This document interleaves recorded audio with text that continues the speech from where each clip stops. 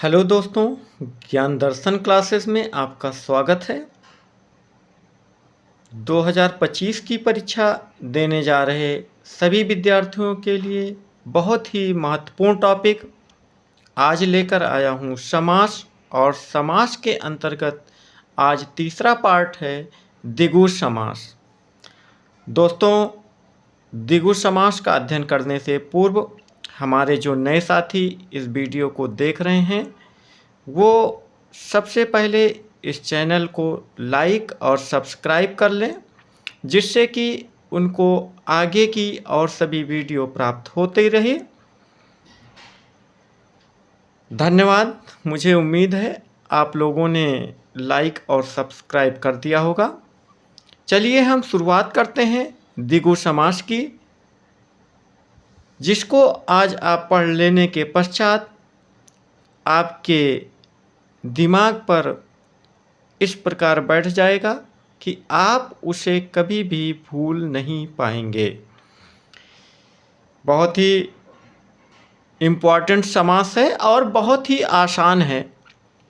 देखते हैं दोस्तों, इसका सूत्र है संख्या पूर्वो द्विगु। कभी कभी परीक्षा में सूत्र भी पूछ लिया जाता है, तो इसलिए इसका सूत्र याद रखें, संख्या पूर्वो द्विगु। अर्थात जिस सामासिक शब्द के पूर्व में संख्या हो, या कहीं कहीं पर इसका एक सूत्र और भी मिलता है, संख्यावाची द्विगु। परिभाषा इसकी देखते हैं। इसकी परिभाषा इस प्रकार है, जिस शब्द का प्रथम पद संख्यावाचक हो। जिस शब्द का प्रथम पद संख्यावाचक हो तथा दूसरा पद संज्ञा हो और समस्त शब्द समूह का बोध कराए, तो वहाँ द्विगु समास होता है। दोस्तों, इस समास को जानने का कुछ और भी तरीके हैं। इस समास का विग्रह करते समय शब्द के अंत में का समूह अथवा का समाहार शब्द जोड़ देते हैं। और अगर आपको किसी भी विग्रह में, सामासिक शब्द के विग्रह में का समूह अथवा का समाहार शब्द मिले, तो आप उसे द्विगु समास समझें। दोस्तों, इसकी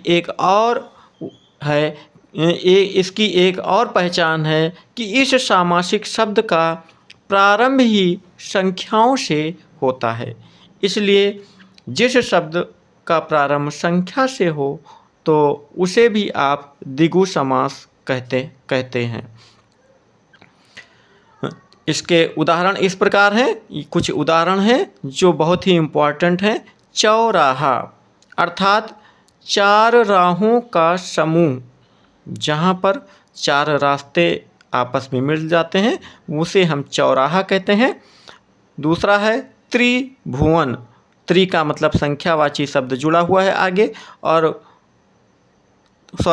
त्रिभुज। हाँ, त्रिभुवन में भी होगा तीन भवनों। भवन का मतलब होता है मकान होता है, भवन। तो त्रिभुवन का मतलब यहाँ पर लिखा नहीं गया है, फिर भी त्रिभुवन में भी द्विगु समास होगा। तीन भवनों का समूह, तीन मकानों का समूह। त्रिभुज, त्रिभुज का मतलब तीन भुजाओं का समूह, जहाँ पर तीन भुजाएं मिल जाती हैं। इसी प्रकार त्रिनेत्र, जहाँ पर तीन नेत्रों का समूह हो वहाँ पर त्रिनेत्र होता है।